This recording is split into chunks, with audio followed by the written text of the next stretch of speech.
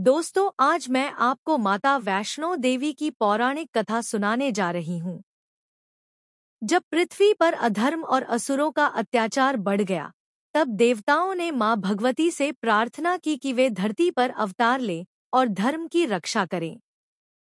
माँ ने वचन दिया कि वे उचित समय पर अवतार लेंगी। माँ वैष्णो देवी का जन्म रत्नाकर सागर नामक एक भक्त के घर हुआ था। बचपन से ही वैष्णवी अत्यंत तेजस्वी और भक्तिमय थी।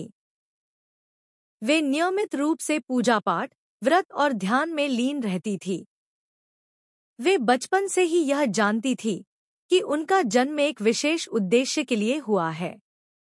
जब वैष्णवी युवती हुई, तो उन्होंने सांसारिक जीवन से हटकर हिमालय की ओर प्रस्थान किया। त्रिकूट पर्वत की गुफाओं में उन्होंने कठोर तपस्या की और अनेक योग साधनाओं के माध्यम से आत्मशुद्धि की। उन्होंने भक्तों को धर्म का मार्ग दिखाया और सेवा को सर्वोपरि बताया। भैरवनाथ नामक एक तांत्रिक राक्षस मां की शक्ति और सौंदर्य पर मोहित हो गया और उन्हें पाने की जिद करने लगा। वह माता के पीछे पीछे त्रिकूट पर्वत तक पहुंच गया। मां वैष्णो ने उसे कई बार समझाया, परंतु वह नहीं माना। मां वैष्णो देवी जब पर्वत की ओर बढ़ रही थी, तब भैरव उनका पीछा कर रहा था। रास्ते में मां को प्यास लगी, तो उन्होंने एक बाण चलाकर धरती से जलधारा निकाली, जिसे आज बाणगंगा कहा जाता है। वहां से वे चरण पादुका स्थान पर रुकीं, जहां उनके चरणों के निशान आज भी विराजमान हैं। इसके बाद मां अर्धकुंवारी गुफा में 9 महीने तक छुपी कर ध्यान किया। इस गुफा को गर्भजून गुफा भी कहा जाता है। आखिरकार मां त्रिकूट पर्वत की एक गुफा में पहुंची। जब भैरवनाथ वहां पहुंचा और युद्ध करने लगा, तब मां ने महाकाली रूप धारण किया और भैरव का सिर अपने त्रिशूल से काट दिया।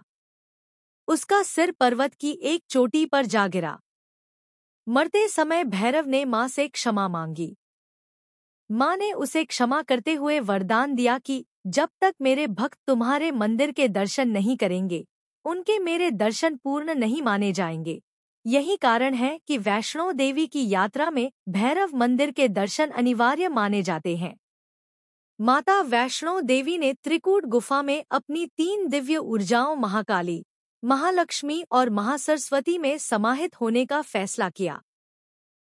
यह गुफा ही आज का प्रसिद्ध श्री माता वैष्णो देवी मंदिर है, जहां करोड़ों श्रद्धालु हर साल दर्शन करने आते हैं। कटरा से माता की यात्रा शुरू होती है। भक्त 13 किलोमीटर की यात्रा पैदल तय करते हैं।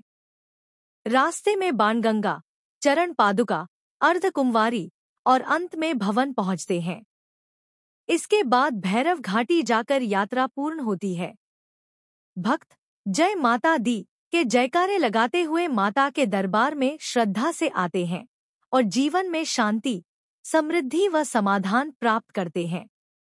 माता वैष्णो देवी सिर्फ एक शक्ति नहीं, एक आस्था है।